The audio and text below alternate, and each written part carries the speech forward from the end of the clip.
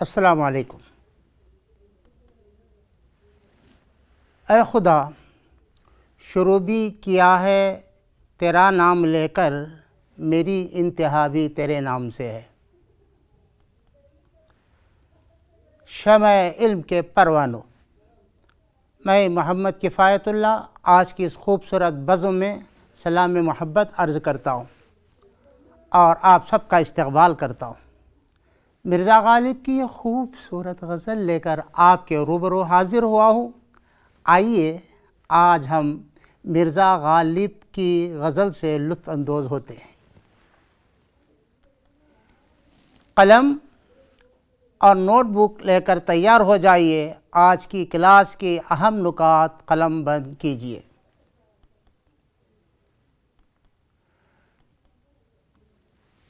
آج کے سبق کا عنوان ہے مرزا غالب کی غزل۔ عزیز طلباء، جماعت ہشتم کی کتاب ہاتھ میں لیں اور صفحہ نمبر 57 کھول لیں۔ اہم نکات غور سے سنیں۔ آج ہم کیا سیکھیں گے؟ آج کے لرننگ پوائنٹس میں بتا رہا ہوں، دیکھیے۔ مطلع، مقطع، غزل کی تعریف،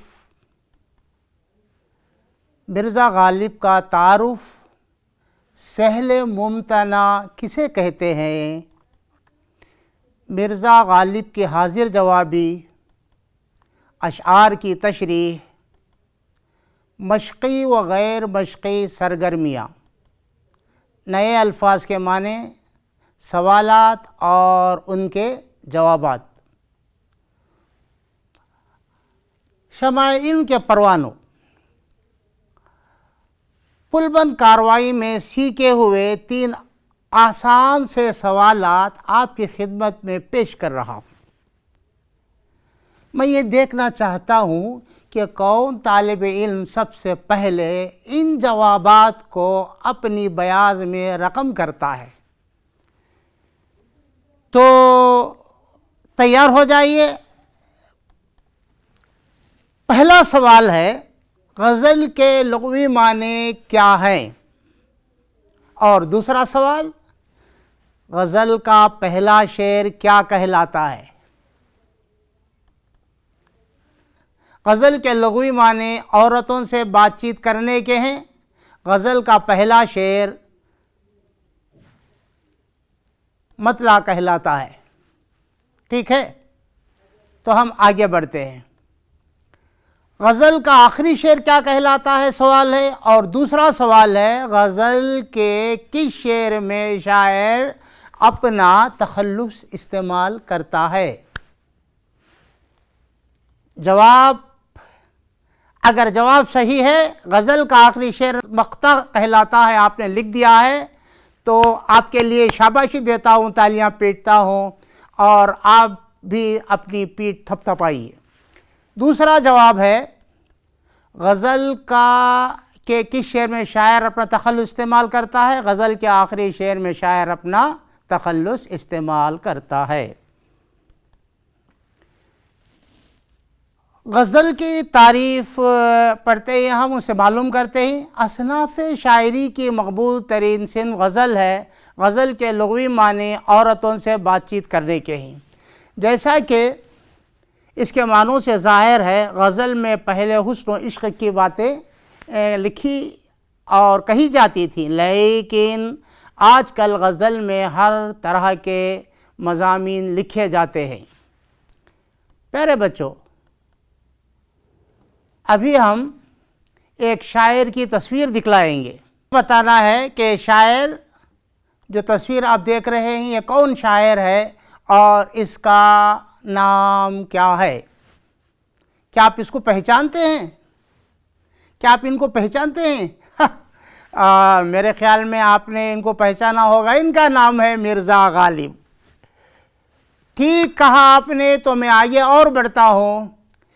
انہی کا ایک شعر ہے جس میں انہوں نے اپنے شاعرانہ عظمت کا اعتراف کیا ہے۔ چنانچہ کہتے ہیں اور بھی دنیا میں سخنور بہت اچھے، ہیں اور بھی دنیا میں سخنور بہت اچھے، کہتے ہیں کہ غالب کا ہے انداز بیاں اور۔ شمع علم کے پروانوں، کسی ادیب نے مرزا غالب کے تعلق سے سچ کہا ہے، اگر کوئی مجھ سے یہ پوچھے مغلوں نے ہندوستان کو کیا دیا ہے تو میں کہوں گا عام اردو اور مرزا غالب۔ عام اور مرزا غالب، آپ کو معلوم ہوگا کہ مرزا غالب کو عام بہت زیادہ پسند تھے، وہ شوق سے عام کھاتے تھے، عام کے بڑے شوقین تھے۔ ان کی حاضر جوابی کے تعلق سے مجھے اس وقت ایک لطیفہ یاد آ رہا ہے، میں آپ کو پیش کرنا چاہتا ہوں۔ ایک دن کی بات ہے کہ مرزا غالب اپنے گھر کے دالان میں دوستوں کے ساتھ بیٹھے آم کھا رہے تھے۔ ایک گدھا سامنے سے گزر رہا تھا، گدھے نے آم کے چھلکے کو سونگھا اور پھونک مار کر اڑا دیا۔ ان کے دوست جن کو آم بہت پسند تھے، شوخی سوجی اور ازراہ مذاق، مرزا غالب سے کہا، مرزا آم یہ کیسی چیز ہے جسے گدھا بھی نہیں کھاتا؟ غالب نے فوراً ذو معنوی جملہ جڑ دیا، کہا ہاں گدھا آم نہیں کھاتا۔ یہ ان کی حاضر جوابی تھی۔ سرگرم ہو جائیے، ابھی ہم آپ کو ایک سرگرمی دیتے ہیں۔ شمع علم کے پروانوں، امتحان سے متعلق ایک یہاں پر سلائیڈ آپ کو بتلایا جا رہا ہے۔ پہلے دو لفظوں میں جس طرح کا جوڑ ہے، اسی طرز کا جوڑ تیسرے لفظ کے لیے لگائیے۔ یہاں پر دیکھیے میں پیش کر رہا ہوں، مطلع غزل کا پہلا شعر، افسانہ نثر کی مقبول ترین صنف، مقطع غزل کا آخری شعر، حمد اللہ کی تعریف۔ اب یہاں پر تیسرے الفاظ دیے گئے ہیں، ان کا مناسب جوڑ آپ کو لگانا ہے۔ غزل کا پہلا شعر ہے مطلع، اسی طرح غزل دی گئی ہے، یہاں پر افسانہ نثر کی مقبول ترین صنف ہے تو شاعری کی مقبول ترین صنف غزل ہے۔ آپ کو جوابات میں یہاں لکھا رہا ہوں، دیکھیے غزل کا آخری شعر مقطع ہے، شاعر کی مقبول ترین صنف غزل ہے، غزل کا پہلا شعر مطلع کہلاتا ہے، عورتوں سے بات چیت کرنا یعنی غزل۔ میں آگے بڑھتا ہوں، مرزا غالب کا مختصر سا تعارف جماعت ہشتم کے لیے پیش کر رہا ہوں۔ دیکھیے، مرزا غالب کی پیدائش 1797 کو آگرہ میں ہوئی۔ غالب کا شمار دنیا کے عظیم شعراء میں ہوتا ہے۔ نام مرزا اسد اللہ خان تھا، قلمی نام مرزا غالب، مرزا نوشہ، نجم الدولہ، دبیر الملک، یہ ان کے خطابات تھے جن کو شاہی خطابات کہا جاتا ہے۔ ان کا انتقال 1869 کو ہوا۔ مرزا غالب کی شخصیت اور ان کی شاعری کی رنگینیاں، رعنائیاں ان کے اشعار سے جھلکتی ہے۔ میں یہاں ان کے خوبصورت چند اشعار لے آیا ہوں، میں امید کرتا ہوں کہ آپ ان اشعار کو ضرور پسند کریں گے۔ میں ان کے اشعار پیش کر رہا ہوں۔ دیکھیے، کہتے ہیں جیتے ہیں امید پہ لوگ، ہم کو جینے کی بھی امید نہیں۔ اس کی تشریح کرنے کے لیے وقت کم ہے، میں بعض اشعار کی تشریح بھی کروں گا۔ قید حیات و بند غم اصل میں دونوں ایک ہیں، موت سے پہلے آدمی غم سے نجات پائے کیوں۔ ان کا خیال ہے کہ مرنے سے پہلے انسان کو راحت اور آرام کبھی نہیں مل سکتا ہے۔ تو ایک اور شعر یہاں پر دیکھیے، ہم نے مانا کہ تغافل نہ کرو گے، لیکن خاک ہو جائیں گے ہم تم کو خبر ہونے تک۔ ایک اور شعر میں یہاں پر پیش کر رہا ہوں۔ اگر کسی نے راہ خدا میں جان دی تو شاعر کہتا ہے جان دی ہوئی اسی کی تھی، جان دی ہوئی اسی کی تھی، حق تو یہ ہے کہ حق ادا نہ ہوا۔ مطلب یہ کہ ہم نے راہ خدا میں اگر جان دی ہوئی اسی کی تھی، حق تو یہ ہے کہ حق ادا نہ ہوا۔ صنعت تجنیس استعمال کی ہے، لفظ یہ کی ہے، الگ الگ معنوں میں یہاں استعمال ہوا ہے۔ سچ تو یہ ہے کہ فرض ادا نہ ہوا، کیونکہ اللہ کی دی ہوئی جان اسی کو لوٹا دیا اور کوئی ہم نے بڑا کام نہیں کیا۔ ایک اور شعر دیکھیے، تیرے وعدے پہ جیے ہم تو یہ جان جھوٹ جانا، کہ خوشی سے مر نہ جاتے اگر اعتبار ہوتا۔ عدم اعتبار وعدہ یعنی اعتبار نہیں ہے۔ آج کی دنیا کو دیکھیں تو انہوں نے بڑی حقیقت کو یہاں پر پیش کیا ہے۔ ہزاروں خواہشیں ایسی کہ ہر خواہش پہ دم نکلے، بہت نکلے میرے ارمان لیکن پھر بھی کم نکلے۔ بے چینی انہیں ستا رہی ہے، غم دوران اور غم جانا دونوں کی بات یہاں پر انہوں نے پیش کر دی ہے۔ ہزاروں خواہشیں ہیں لیکن وہ پوری نہیں ہوتی ہیں۔ ایک اور شعر ہے، خبر گرم ان کے آنے کی، آج ہی گھر میں بوریا نہ ہوا، آج ہی گھر میں بوریا نہ ہوا۔ اظہار تنگ دستی ہے، چار پائی تو الگ بات ہے، میرے گھر میں آج ایسا موقع ہے کہ چٹائی تک میسر نہیں۔ یہ ان کی تنگ دستی کو انہوں نے یہاں پر اشعار میں پیش کیا ہے۔ میں یہاں پر ایک اور شعر پیش کر رہا ہوں۔ عشق سے طبیعت نے زیست کا مزہ پایا، درد کی دوا پائی درد لا دوا پایا۔ عشق ایک ایسا مرض ہے جس کا کوئی علاج نہیں، کتنی بھی دوائیں کھلائیے اس سے کم نہیں ہوگا۔ عشق کا درد ایسا درد ہے جس سے زندگی کو مزہ مل گیا، ایسا درد ملا جس کی کوئی دوا نہیں۔ بے در و دیوار سا کوئی ایک گھر بنایا چاہیے، کوئی ہمسایہ نہ ہو، پاسبان کوئی نہ ہو۔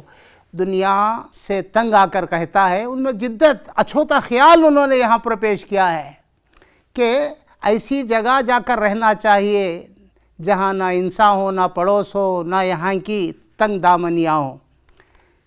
ایک اور شعر ہے، جانتا ہوں ثواب طاعت و زہد پر طبیعت ادھر نہیں آتی، جانتا ہوں ثواب طاعت و زہد پر طبیعت ادھر نہیں۔ عقیدہ کا اثر مرزا غالب کی زندگی پر مرتب نہیں ہوا۔ یہاں پر ایک اور اہم شعر پیش کر رہا ہوں میں، ان کی سادگی پہ کیوں نہ مر جائیں اے خدا، ان کی سادگی پہ کیوں نہ مر جائیں اے خدا، لڑتے ہیں اور ہاتھ میں تلوار بھی نہیں۔ پورا ایک پیکر انہوں نے تراشا ہے، اچھی طرح سے ذہن میں آ جاتا ہے شعر کو پڑھنے سے، یہ ان کی خوبی ہے۔ نکلنا خلد سے آدم کا سنتے آئے ہیں، لیکن بڑے بے آبرو ہو کر تیرے کوچے سے ہم نکلے۔ ایک اور شعر ان کا عرفان الہی کا ثبوت پیش کرتا ہے پرے سرحد ادراک سے اپنا مسجود، قبلے کو اہل نظر قبلہ نما کہتے ہیں۔ شاعر کہتا ہے، اپنے فہم و ادراک سے بہت دور ہے ہماری سجدہ گاہ، ہمارے سوچ اور سمجھ سے میری سجدہ گاہ بہت دور ہے۔ قبلے کو اہل نظر قبلہ نما کہتے ہیں۔ قبلہ نما کے معنی قبلہ دکھانے والی چیز، لیکن اثر قبلہ یہ سنگ و خیستہ بنائے ہوا کعبہ نہیں، میرا خدا میرا قبلہ ہے۔ کتنی بڑی بات انہوں نے یہاں پر ہمیں بتا دی ہے۔ مہرباں ہو کے بلا لو مجھے چاہو جس وقت، میں گیا وقت نہیں ہوں کہ پھر آ بھی نہ سکوں۔ شاعر اپنے آمدگی اور تجدید تعلقات کا اظہار کر رہا ہے۔ وہ چاہتا ہے کہ پہلے جیسے اچھے تعلقات پھر سے بن جائیں۔ یہاں پر ایک اور شعر عشق بالادستی اور جذب عشق کو انہوں نے اس شعر میں پیش کیا ہے۔ عشق پر زور نہیں ہے وہ آتش غالب، کہ لگائے نہ لگے بجھائے نہ بنے۔ عشق کی تعبیر و تفسیر کو انہوں نے 2 مصروں میں سمو دیا ہے. اگر اس کی تفسیر کوئی لکھنا چاہے تو 500 صفحات بھی لکھے تو اس خوبصورتی سے پیش نہیں کر سکتا. یہ غالب کی خوبی ہے. وہ آئے گھر میں ہمارے خدا کی قدرت ہے، کبھی ہم ان کو کبھی ہم اپنے گھر کو دیکھتے ہیں. اچھوتے خیال کو انہوں نے پیش کیا ہے. جس طرح اونٹ کا آنا گھر میں ایک تعجب کی بات ہے، اسی طرح محبوب کا آنا بھی بڑی تعجب کی بات ہے. شاعر کہتا ہے وہ آئے گھر میں ہمارے خدا کی قدرت ہے، کبھی ہم ان کو کبھی ہم اپنے گھر کو دیکھتے ہیں. کعبہ کس منہ سے جاؤ گے غالب، شرم تم کو مگر نہیں آتی. احساس ندامت کا اظہار ان کے پاس ہمیں ملتا ہے. صد جلوہ روبرو ہے جو مژگاں اٹھائیے، طاقت کہاں کے دید کا احسان اٹھائیے. شاعر کہتا ہے کہ اپنے پلکیں اٹھا کر دیکھیے، اللہ رب العزت کے ہزاروں جلوے ہمارے سامنے ہیں. ہمارے پاس اتنی طاقت نہیں کہ خدا کے جلووں کا احسان، ان کا دیکھنے کا احسان میری آنکھیں اٹھا سکیں. دید کا احسان اٹھانے کی طاقت میرے پاس نہیں ہے. اب آئیے اصل مقصد کی طرف چلتے ہیں. سہل ممتنع ایک ایسی غزل کو کہتے ہیں جو سب سے آسان الفاظ میں لکھی گئی ہو. یہاں پر مرزا غالب نے ایسی غزل لکھی ہے جس سے اور آسان الفاظ میں لکھنا کسی کے بس کی بات نہیں. اس کی ایک مثال ہے یہ غزل، دل ناداں تجھے ہوا کیا ہے. یہاں مشکل اور دقیق الفاظ یا نئے الفاظ نہیں ملتے ہیں. مشتاق کے معنی آرزومند، مدعا مطلب، درویش فقیر، جان نثار کرنا، جان قربان کرنا. مرزا غالب کو عام بہت پسند تھے، آپ نے پہلے ہی پڑھ چکے ہو. ایک مرتبہ کیا ہوا کہ مرزا اسد اللہ خان غالب بہادر شاہ ظفر کے ساتھ لال قلعے میں خرامہ آگے بڑھ رہے تھے. تو وہ جب بڑھ رہے تھے تو جا کر کیا دیکھتے ہیں کہ جیسی ان کی نگاہ آم کے پیڑ پر، آموں پر پڑی، وہ غور سے دیکھنے لگے. اور بہادر شاہ ظفر نے دیکھا کہ مرزا غالب آموں کو تک رہے ہیں. جب انہوں نے دیکھا تو پوچھا، مرزا کیا دیکھتے ہو؟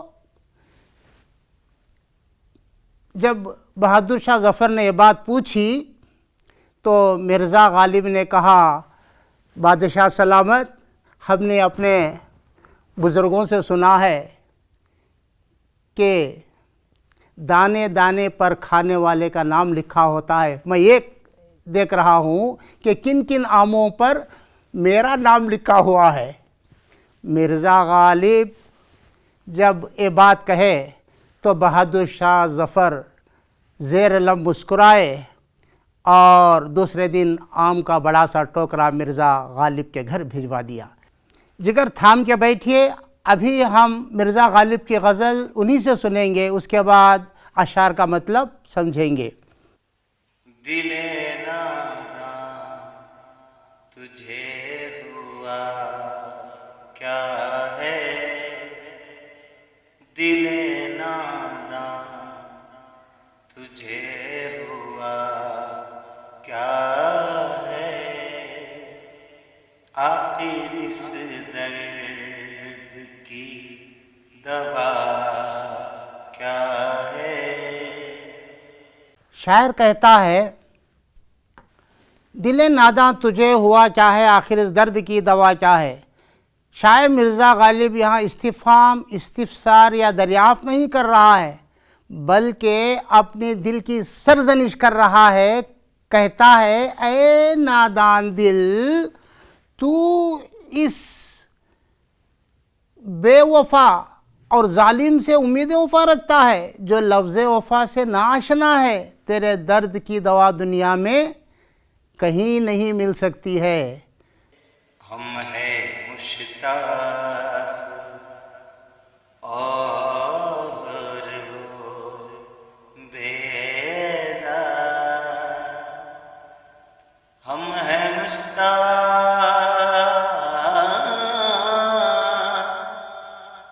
اور وہ بیزار. یا الہی یہ ماجرا کیا ہے؟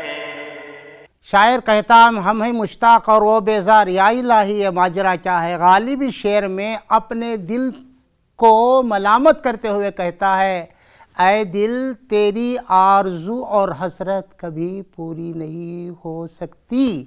اس لیے شاعر خواہش و ارمان رکھنے کے باوجود دوست سے بیزار نظر آتا ہے۔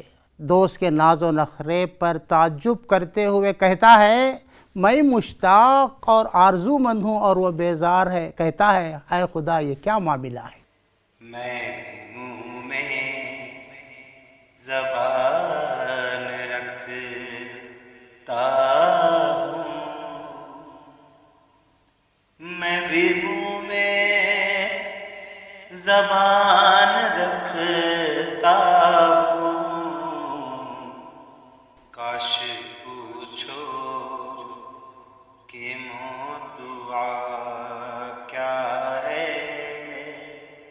یہاں پر دیکھیے تیسرا شعر ہے، میں بھی منہ میں زبان رکھتا ہوں، کاش پوچھو کہ مدعا کیا ہے۔ شاعر مرزا غالب اپنے دوست سے کہتا ہے، اے محو تو غیروں سے میرے دل کا حال پوچھتا پھر رہا ہے۔ مجھ میں بھی قدرت نے قوت گویائی یعنی بولنے کی قوت عطا کی ہے۔ کسی دن تو خود مجھ سے یہ میرا مدعا پوچھتا یا دریافت کرتا تو میں خود حال دل بتا دیتا، دوسروں کو پوچھنے کی ضرورت کیا ہے۔ ہم کو ان سے وفا کی ہے امید، ہم کو ان سے وفا کی ہے امید، جو نہیں جانتے وفا کیا ہے۔ ہم کو ان سے وفا کی ہے امید، جو نہیں جانتے وفا کیا ہے۔ اس شعر میں مرزا غالب یہ کہنا چاہتا ہے، اے لوگو میری سادہ لوہی تو دیکھو کہ میں ایک ایسے شخص سے وفاداری اور محبت کی امیدیں لگائے بیٹھا ہوں جو محبت کے تعلق سے یہ بھی نہیں جانتا کہ محبت اور وفا کس چڑیا کا نام ہے۔ ہاں بھلا کر تیرا بھلا ہوگا، ہاں بھلا کر تیرا بھلا ہوگا، اور درویش کی صدا کیا ہے؟ ہاں بھلا کر تیرا بھلا ہوگا اور درویش کی صدا کیا ہے۔ شاعر کہتا ہے، ایک درویش اور فقیر کی کیا صدا اور آواز ہو سکتی ہے، وہ تو بس یہی کہے گا، ہاں بھلا کر خدا بھی تیرے ساتھ بھلا کرے گا۔ شاعر نے معشوق سے نگاہ التفات و لطف و کرم کی التجا کی ہے، درخواست کی ہے۔ جا تم پر نثار کرتا ہوں، جان تم پر نثار کرتا ہوں، میں ہی جانتا دعا کیا ہے۔ ایک اور شعر، جان تم پر نثار کرتا ہوں میں نہیں جانتا دعا کیا ہے۔ اے میرے محبوب میں دوسروں کی طرح محض دعا دینا کافی نہیں سمجھتا، جان بھی تم پر نچھاور کرتا ہوں اور یہ عملی ثبوت پیش کرنا چاہتا ہوں کہ میرے پاس سب سے بیش قیمت جو چیز ہے وہ ہے میری جان، اور یہ جان میں تم پر فدا کرنا چاہتا ہوں۔ میں مانا کہ کچھ نہیں غالب، میں نے مانا کہ کچھ نہیں غالب، مفت ہاتھ آئے تو برا کیا ہے؟ آخری شعر جسے مقطع کہا جاتا ہے، غزل کا آخری شعر میں شاعر یہ کہنا چاہتا ہے کہ اے دوست، میں یہ بات تسلیم کرتا ہوں کہ آپ کی نگاہ میں میری کوئی قدر و قیمت نہیں ہے۔ اگر یہ غلام آپ کو مفت ملتا ہے تو اسے پانے میں کیا برائی ہے؟ شمع علم کے پروانوں، سرگرم ہو جائے، ایک اور نئی سرگرمی یعنی عملی کام دیا جاتا ہے۔ یہاں پر 7 حروف دیے جا رہے ہیں، میم، عین، لام، واو، میم، الف، تے۔ ایک مثال میں نے اوپر دی ہے، انہی 7 حروف میں سے 3 حروف استعمال کر کے میں نے علم بنایا ہے۔ آپ بھی اسی طرح کے مختلف الفاظ بنائیے۔ میں بنائے ہیں، آپ نے دیکھیے، میں نے یہ الفاظ بنائے ہیں۔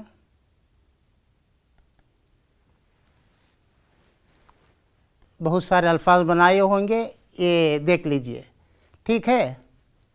اب میں آگے بڑھتا ہوں۔ ان مصرعوں کو جوڑیے۔